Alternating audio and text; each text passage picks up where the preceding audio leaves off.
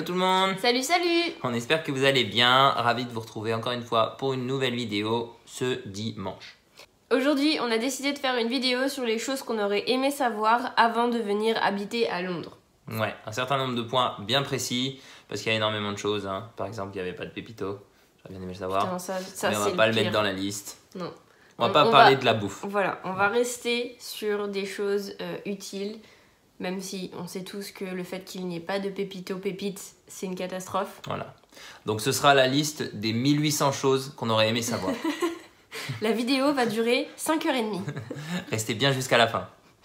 Non, en vrai, on va essayer de faire ça rapide. Et s'il faut, on refera une deuxième vidéo sur le sujet parce qu'en vrai, il y a plein de choses qu'on aurait aimé savoir. Mais là, on va vraiment rester sur des informations générales qui peuvent vous être utiles pour commencer. Pour vous installer. Ouais, voilà, pour vous installer. Si vous êtes nouveau sur notre chaîne, je suis Joséphine et voici Alexandre. Donc nous sommes un couple de Français... Un couple de Franchais ? De Franche-Comté, exactement. Un couple de Français vivant à Londres depuis plus d'1 an et demi maintenant. On travaille tous les deux et on a décidé de partir à Londres après être rentré d'Australie. Donc on essaie de vous donner des conseils sur comment s'installer, comment venir vivre à Londres, quelles sont les premières informations que vous devez savoir. Donc si ça vous intéresse, n'hésitez pas à rester jusqu'à la fin de cette vidéo, à vous abonner et à commenter juste en dessous. Si vous aussi, vous avez des expériences à partager, n'hésitez pas, c'est le but de notre chaîne. La première chose dont on va vous parler et qu'on aurait bien aimé savoir, c'est que Londres, c'est beaucoup trop grand. Mais alors beaucoup trop grand. Toutes les villes dans lesquelles on s'est rendu, qu'on a visité ou dans lesquelles on a vécu étaient des grandes villes ou des semi-grandes villes, mais ça faisait vraiment pas cet effet de... Immense. Bah, en fait, c'est un département le truc. Enfin, ouais, même ça. Sydney en Australie, Montpellier en France ou même Tokyo quand on y était. Bon, Tokyo c'est très grand, mais c'était juste pour des vacances. Ça fait pas cet effet de... Mais waouh, en fait, à chaque fois que je veux me rendre quelque part, je prends 1 heure minimum de transport ou 3 transports, enfin, il y a des changements de partout, c'est beaucoup trop large. Tu peux te retrouver à aimer un appartement quand tu veux emménager, mais en fait, il sera à 2 heures de là où tu vas bosser, donc en fait, tu peux même pas le considérer. Une ville comme Sydney, qui est une grosse ville en Australie, bah nous, on habitait dans un quartier et on pouvait venir dans le centre d'affaires, à pied, en 20 minutes en marchant doucement. Ici, on est dans le South-East de Londres, mais c'est même pas envisageable d'aller dans le centre de Londres à pied en fait. Ça nous prendrait déjà 1h30 en fait. Bah, déjà, il y a la Tamise, donc à moins que tu prennes ton maillot de bain pour... Non mais moi je nage, tu vois. Ouais. Donc ça va. Ça va. Mais non, mais c'est juste trop loin en fait. C'est beaucoup trop grand. Ça fait vraiment le 10 fois Paris. Bah ok, très bien. Ouais. En fait, il faut compter minimum 30 à 45 minutes de trajet pour aller quelque part. J'ai cru que tu allais faire une blague et dire genre, il faut compter au moins 30 à 45 ans pour visiter la ville. Mais non, forcément. Non. Deuxième chose, à Londres, il faut vraiment savoir que pour trouver un appartement, vous aurez vraiment énormément de choix. La plupart du temps, ça marche par agence. Donc vous aurez une agence qui va vous contacter ou vous allez les contacter. Vous allez faire les visites avec eux. Et surtout, ne vous sentez pas obligé de prendre quelque chose et de vous dépêcher de le prendre si vous n'êtes pas sûr, si vous avez d'autres visites à faire, si c'est pas l'idéal pour vous. Ne vous sentez jamais obligé de prendre quoi que ce soit. Analysez bien toutes vos options, méfiez-vous des agents, méfiez-vous de ce qu'ils vont vous dire parce qu'en fait ils vont vous dépêcher, ils vont vous dire oui j'ai 6 autres visites après vous, j'ai déjà 2 personnes qui veulent le prendre, en gros ils vont tout faire pour vous mettre la pression. Avant demain matin ce serait mieux parce que sinon il y a de fortes chances qu'ils soient partis. Ouais. Faites pas comme nous, être venu visiter des apparts, donc avoir bien fait les choses, mais on s'est jeté sur le premier appart parce qu'il nous fallait quelque chose quand même au final. Et au final, ça s'est très mal passé, une coloc de merde, dans un appart qui était hyper humide, trop proche de la Tamise. Et ça allait pas du tout. Le gars qui, pas du tout friendly, mais en même temps qui veut trop devenir ami, donc c'est hyper creepy. Non, ça allait pas du tout. Et en vrai, prenez bien le temps d'analyser. Franchement, selon la date à laquelle vous allez arriver à Londres, c'est très rare que vous n'ayez pas la possibilité de trouver un logement. Il y a énormément d'offres, vraiment. Donc vous aurez toujours le choix minimum entre 2 appartements et vous prenez ce qui est le mieux pour vous. Analysez bien vos options. Toujours en restant sur cette partie logement et pour passer au 3e point, ne pas avoir peur de ne pas vivre proche du centre. Alors, je sais qu'au début, en tout cas, nous, ça le faisait beaucoup. On avait cette idée de « Mais mince, là, on est vraiment loin du centre, on va rien pouvoir faire. C'est chiant, 1 heure à chaque fois pour aller près du centre. » Non, mais en fait, c'est pas grave parce que considérez Londres comme un hypercentre et ensuite avec des zones autour, comme s'il y avait des petites villes tout autour de Londres. Ouais. Et dans ces petites villes, vous avez tout autant de choses qui s'y passent. Vous avez toutes les nécessités pour avoir une vie normale, hein, pas de soucis, Ouais. pour aller vous balader, pour faire votre vie tranquille. Et plus vous vous éloignez du centre, plus vous aurez ce sentiment dans le logement où vous serez, d'être à la maison, entre guillemets. Parce que nous, on pensait que plus on est près du centre, plus ce sera des nouvelles résidences, des appartements entre guillemets high-tech, enfin tout neuf, etc. Mais pas du tout en fait. Non, plus vous vous approchez du centre, plus c'est des appartements 3 chambres, mais parce qu'à la base c'était 2 chambres et qu'il a transformé le salon en une chambre. Donc il n'y a pas de salon. Ouais. Et une seule cuisine pour 3 avec une seule salle de bain. Que des trucs en fait rafistolés pour pouvoir faire un maximum de sous possible. Donc toujours des salons inexistants, des chambres en plus, 36 personnes dans l'appart. Enfin, Bah oui, parce qu'en fait, ça rapporte tellement d'argent que les gens optimisent au maximum leur appartement pour les louer au maximum. alors que plus vous vous éloignez, plus vous aurez de choix de tomber sur une petite maison, tranquille, très calme, avec une chambre qui fait 2-3 fois la taille de celle que vous auriez eue dans le centre, avec un jardin, juste à côté d'un arrêt de bus ou de métro ou pas trop loin. Et le pire, c'est que selon les quartiers, la plupart du temps, si vous vous éloignez un peu du centre-ville de Londres, en général, c'est en développement. Et du coup, si vous préférez avoir des trucs un peu plus récents, nouveaux, vous trouverez aussi parce qu'en fait, il y a des nouveaux bâtiments en construction de partout. Ça construit de partout à Londres. C'est un truc de fou. Donc, si vous éloignez du centre-ville, vous aurez aussi le choix entre quelque chose de plus ancien avec du cachet ou vous pourrez avoir un truc un peu tout neuf dans un bâtiment sécurisé si c'est ce que vous recherchez. Ouais.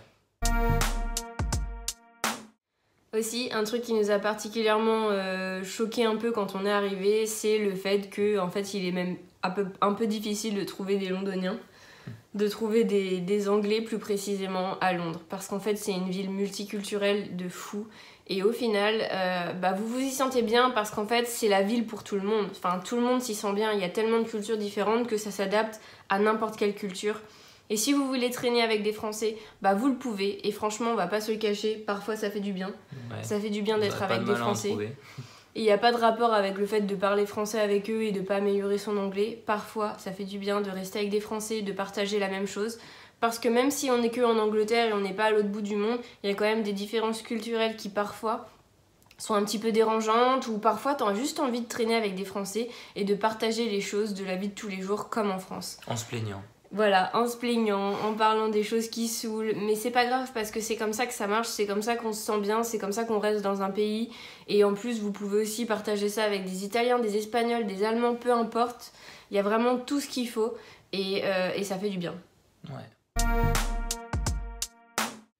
5e point, l'importance d'Internet. Alors oui, on vit dans une société, une génération, on est tout le temps sur nos portables, on se sert énormément des ordi, etc. Mais il n'empêche qu'on se sert moins de tout ça ailleurs en fait. Là, la ville est tellement grande, encore une fois, avec tellement de choses à savoir, tellement de repères qu'on n'a pas, que sans Internet, mais vous êtes perdu en fait. Rien que pour rencontrer des gens au début, oui, il y a toujours la technique de je vais au pub et je vais discuter avec des gens. Mais bon, en majorité, les gens font plus trop ça. Ils vont sur Internet, ils rencontrent des gens sur des groupes Facebook ou sur d'autres sources, pour ensuite se rencontrer sur place, s'organiser des choses et se faire des amis. Lorsque vous vous baladez dans Londres, c'est pareil. Vous avez en tête d'aller à un endroit, mais c'est tellement grand Londres que si vous n'avez pas Internet ou une application GPS, etc. pour vous amener à l'adresse précise, vous pouvez tourner autour pendant 4 heures sans jamais trouver la petite rue ou sans jamais capter qu'en fait c'est au 2e étage et qu'en dessous c'est un restaurant, donc jamais vous auriez trouvé. Vous seriez perdu en fait sur Internet. Plus les transports. Pour les itinéraires. Toujours obligé de planifier ton itinéraire de transport parce que selon là où tu vas, ça change tout le temps. Les transports. Quelque chose qu'on savait pas en arrivant, mais on s'en est très très vite rendu compte. Tout le monde ici aime beaucoup parler de la météo. Ah ouais. C'est le sujet principal de conversation. Moi je dirais que les Français c'est la bouffe. Et ici c'est la météo. C'est genre aujourd'hui il fait beau, c'est trop génial. Ah non mais aujourd'hui il pleut, mais qu'est-ce qu'on va faire, c'est trop de la merde, c'est trop triste comme temps. C'est le sujet principal quand t'arrives au travail, c'est le temps, la météo, combien de degrés il fait. Ah, il fait un peu frais ce matin. Ah, il fait chaud ce soir. Il fait humide. Toujours, c'est le premier truc dont tout le monde aime parler. C'est le sujet pour commencer la journée et démarrer sur une autre conversation après. Alors que en soi, c'est pas grave de parler de la météo, tout le monde le fait, mais pas autant et pas... Tu te rends compte qu'en fait, c'est vraiment avec toute personne, à chaque fois, et du coup, t'en parles 10 fois dans la journée, sachant que des fois, c'est vraiment inutile. Enfin, oh, il fait encore gris. Bah ouais, mais comme il y a 10 minutes, en fait, pourquoi tu le relances? Ah, ça y est, il y a du soleil. Mais bon, ça va rester 15 minutes. Non. Mais bah, c'est leur c'est pareil sujet, tous les jours, en fait. C'est le petit sujet d'intro, quoi. Donc voilà, petit conseil pour bien vous installer à Londres. Le premier vocabulaire à apprendre, c'est la météo. Voilà, comme ça vous pourrez fit dans toutes les conversations, il n'y a pas de souci, vous allez rencontrer du monde. Jamais il y aura de blanc. Oui, jamais il y aura de blanc. Un autre point qu'on aurait bien aimé savoir avant d'arriver, qu'on a appris à nos dépens, à force de faire, c'est que le Gatwick Express, je dis Gatwick Express parce que nous on fly tout le temps tout Gatwick, c'est l'aéroport qu'on utilise le plus. Le Gatwick Express, c'est un train que tu peux prendre de Gatwick Station pour aller dans le centre et qui est plus rapide. Plus rapide, tout est relatif. Parce que la chose, c'est clairement un attrape-touriste, ça coûte plus de deux fois plus cher que les trains normaux qui vous emmèneront dans le centre.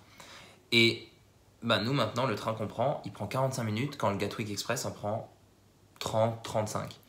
Donc pour 10 minutes d'écart, payer 2 fois et demi plus cher, parce que de 11 pounds, tu payes 25. Nous, le train qu'on prend maintenant, il nous coûte à peu près entre 8 et 11. Le Gatwick Express, c'est 25, c'est un prix défini, c'est comme ça. Donc voilà, sachez-le, vous gagnez 10 minutes, mais alors par contre, vous raquez, et à chaque fois, ça peut faire mal si vous allez souvent à l'aéroport. Et puis c'est quelque chose qui est mis en avant carrément, il y a des pubs Gatwick Express, et puis même le mot Express, vous serez hyper vite dans le centre, mais non. C'est pas très très rapide en fait. Utilisez Internet, on vous l'a dit. Un truc hyper cool ici, c'est que vous pouvez facilement et tout le temps avoir une carte contactless, donc sans contact. Et franchement, c'est hyper utile parce que vous pouvez payer jusqu'à 30 pounds sans contact. Et vous pouvez tout faire. Vous pouvez payer vos transports avec votre carte bancaire, vous pouvez payer à n'importe quel magasin. Le contactless est beaucoup plus utilisé qu'en France. C'est hyper... c'est tout le temps en fait. C'est partout. Tu peux tout payer sans contact, partout, dans n'importe quel... Tout le monde est équipé avec ça. Donc c'est vraiment rapide. Tu perds pas de temps. De toute façon, c'est ça, c'est une ville qui est active et qui va vite. Donc tu perds pas de temps. Et t'es tranquille. Il faut vraiment une carte sans contact. Et de toute façon, si vous prenez une banque ici, vous aurez forcément une carte sans contact. Autre point super important, c'est le coût de la vie à Londres. On sait tous que Londres, c'est connu pour être une vie vraiment où tout est hyper cher, vraiment où le coût de la vie est immense. Mais au final, si on met le loyer de côté, qui est la plus grosse source de dépenses, parce qu'en fait les loyers sont exorbitants, si on met ça de côté et qu'on regarde au niveau des courses, des vêtements, des achats de la vie de tous les jours, c'est pas si cher que ça et c'est pas si différent des prix français. Donc en fait, si on met les loyers de côté, le coût de la vie en général n'est pas si exorbitant que ça et c'est un peu pareil qu'en France, franchement. Donc, le seul problème, c'est les loyers. Et puis, comme on a dit, c'est quand même une ville où il se passe pas mal de choses.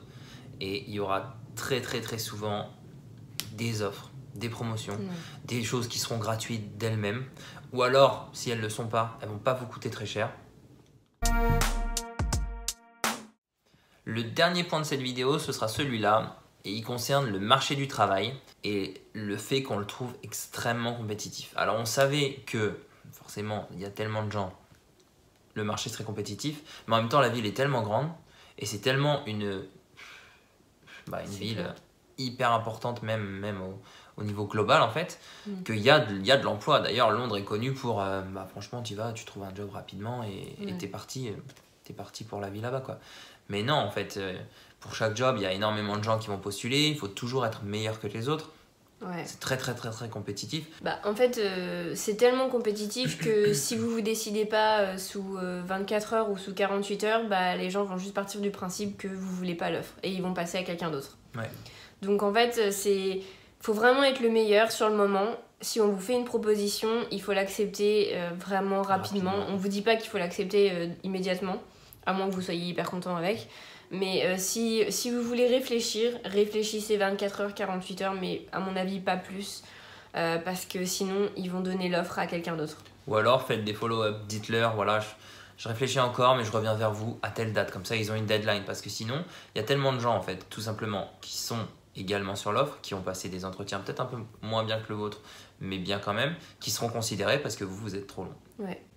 Donc c'est tellement compétitif que c'est au point où prenez pas 10 ans pour réfléchir, pour accepter quelque chose. Après bien sûr ça dépend du travail, ça dépend du marché du secteur dans lequel vous êtes. Enfin, tout ça c'est vraiment à prendre avec des pincettes et à adapter à votre situation. Mais globalement, sachez que si c'est pas vous, ce sera quelqu'un d'autre malheureusement. Parce que en fait...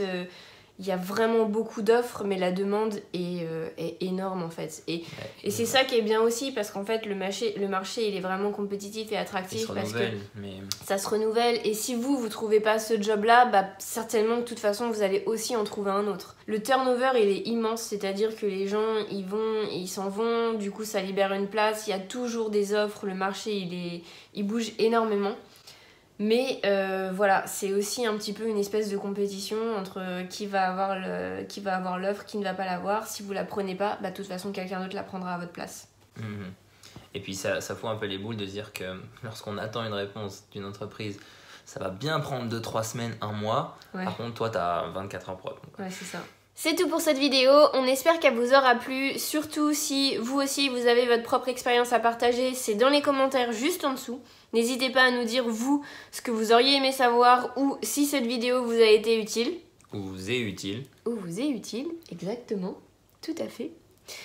En tout cas, s'il vous plaît, abonnez-vous à notre chaîne et laissez des commentaires et un like parce que c'est un peu la seule façon pour nous de savoir si cette vidéo vous a plu ou pas.